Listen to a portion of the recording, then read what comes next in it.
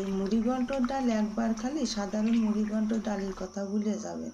খুব অল্প উপকরণ দিয়ে রান্না করি এই মুড়িঘণ্টর ডালটা, কিন্তু স্বাদ হয় মারাত্মক লেভেলের। ভালো স্বাদের মুড়িঘণ্টর ডাল রান্নার প্রথম সিক্রেটই হলো ডালগুলোরে হালকা করে ভাজতে হবে। ডিপ ব্রাউন কালার আনা যাবে না। 2-1টা ডালে হালকা ব্রাউন কালার আসলেই নামায় নিতে হবে।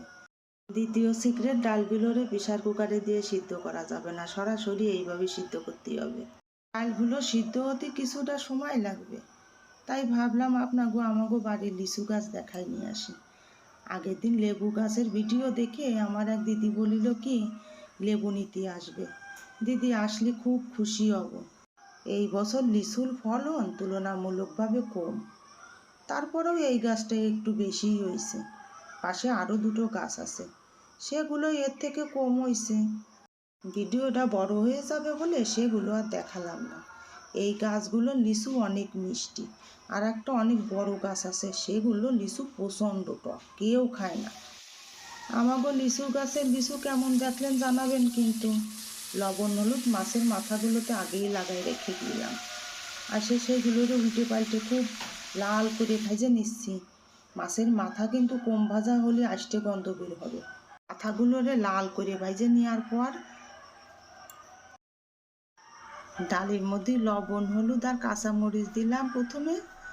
এরপর ওই যে মাথাগুলো ভেজে রাখিলাম লাল করে, সেগুলোরে সব ঢেলে দিলাম। এই ডাল রান্নার আসল সিক্রেট কিন্তু এখানেই লুকায় রয়েছে। প্রথমে দিলাম কাঁচা বাদাম বাটা, এরপর আদা বাটা, এখন পোস্ত বাটা। এই মশলাগুলো সবগুলো কিন্তু কাঁচাই দিতে হবে, ভাইজে দিলে চলবে না। এইভাবে মুড়িঘণ্টর ডাল রান্নার সিক্রেট এখনও কিছু বাকি আছে, দেখতে থাকেন। ফোড়নে তেজপাতা, শুকনো মরিচের সাথে লবঙ্গ, গোলমরিচ, দারচিনি, এর সাথে জিরে, পেঁয়াজ কুচি।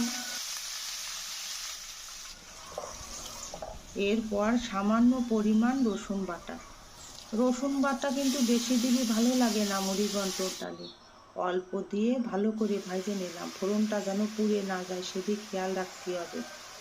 ডালি যখন ফোড়ন দেবেন তখন এইভাবে সাথে সাথেই যদি চারপাশ থেকে ফুটে ওঠে, সেই ডালের স্বাদ হয় মারাত্মক লেভেলের।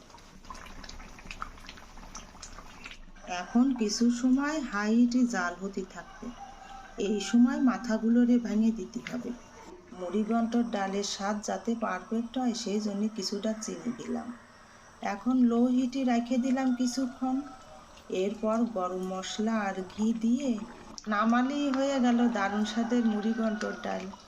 আপনারা কে কীভাবে মুড়িঘণ্টর ডাল রান্না করেন কমেন্টসে জানাবেন।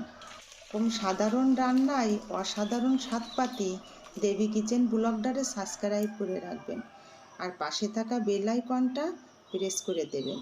ভিডিওটা দেখার জন্য সবাইকে ধন্যবাদ।